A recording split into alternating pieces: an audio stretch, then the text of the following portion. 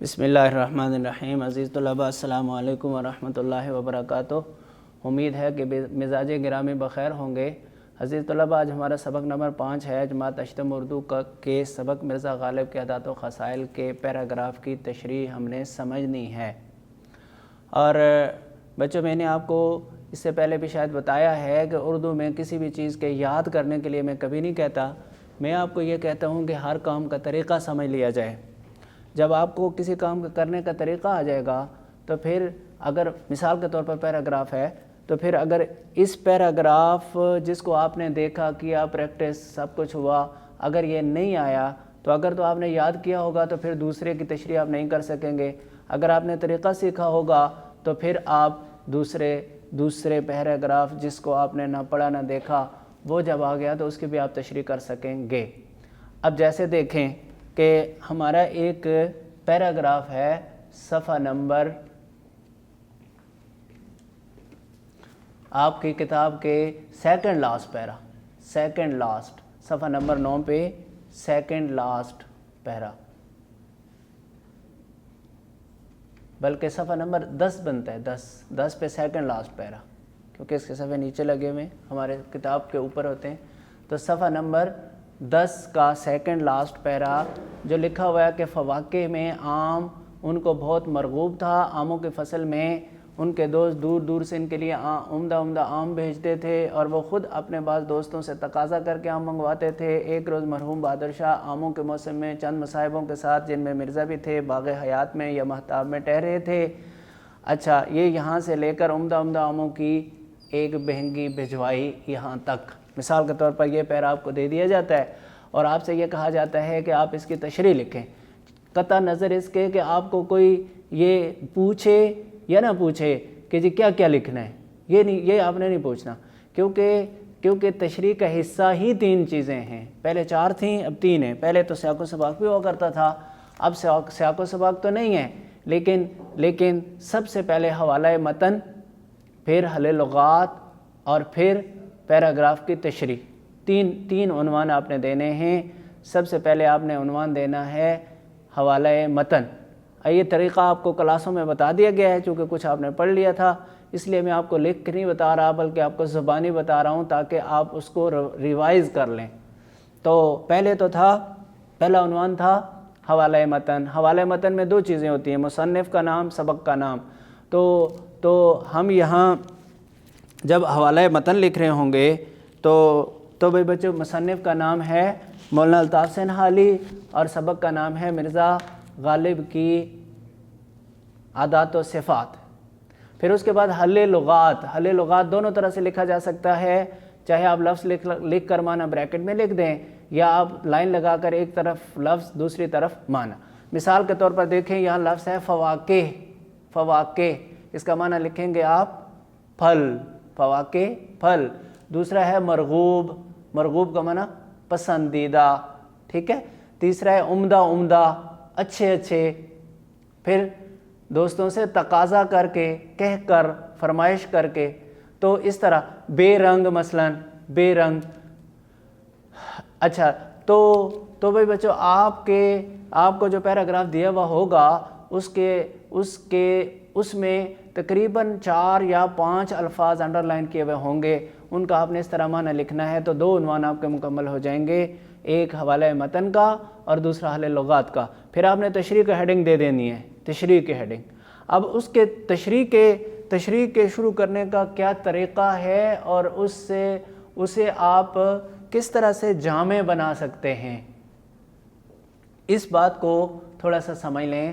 مثلاً یہ پیرا آپ کے سامنے ہے، فواکہ میں آم ان کو بہت مرغوب تھا، آموں کی فصل ان کے دوست دور دور سے ان لیے منگوا کر بھیجتے تھے۔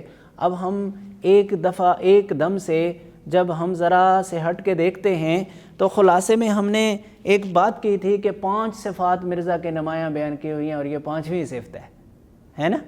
تو آپ سیدھی بات پھر یوں کرو گے تشریح کی ہیڈنگ دینے کے بعد کہ مصنف مولانا الطاف سنہالی مرزا غالب کی بڑی 4 صفات کو بیان کرنے کے بعد اب یہ 5ویں صفت بیان کر رہے ہیں۔ پہلی 4 صفات کیا کیا تھیں وہ آپ حضرات نے خلاصے میں نوٹ کر لی ہوں گی کہ ایک تو اخلاقی وسعت، دوسرا سخاوت، پھر ظرافت، اور اس کے بعد پھر ایک اور صفت تھی، اور اس کے بعد پھر سخاوت بھی تھی اور وزاداری، چار تھے، اور پانچویں صفت تھی پسند تھی، ہے نا؟ تو اب یہ پانچویں صفت بیان ہو رہی ہے گویا کہ اس میں. تو آپ سیدھی بات یہ کر لیں کہ اس پیراگراف میں مصنف چار صفات یعنی کون سی بیٹا؟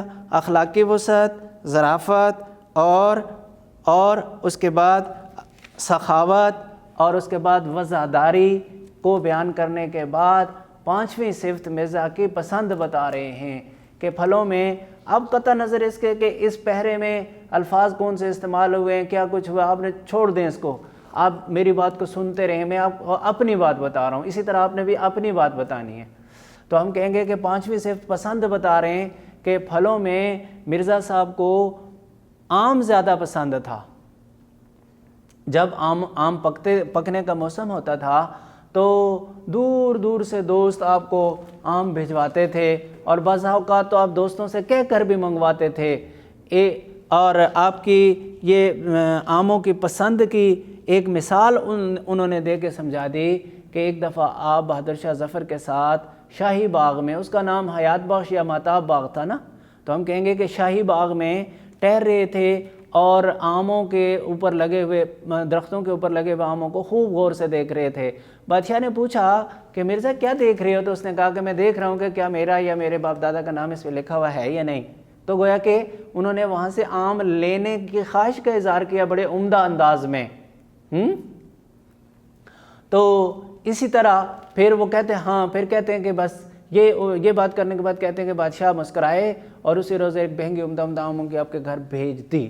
تو اس طرح سے گویا وہ یہ بتا رہے ہیں کہ مرزا صاحب کی جو پسند تھی. اب ایک اور اس کی مثال اس کے بعد دے دی کہ کچھ دوست بیٹھے ہوئے آموں کی صفات بیان کر رہے تھے، اور مولانا فضل حق بھی ساتھ تھے. انہوں نے مرزا صاحب سے پوچھا تو وہ کہتے ہیں بھائی بس میں تو یہ چاہتا ہوں، میری نظر میں تو دو ہی صفات ہیں کہ آم خوب میٹھے ہوں اور ڈھیر سارے ہوں، بس میں تو کہتا ہوں کہ آم یہ ہو.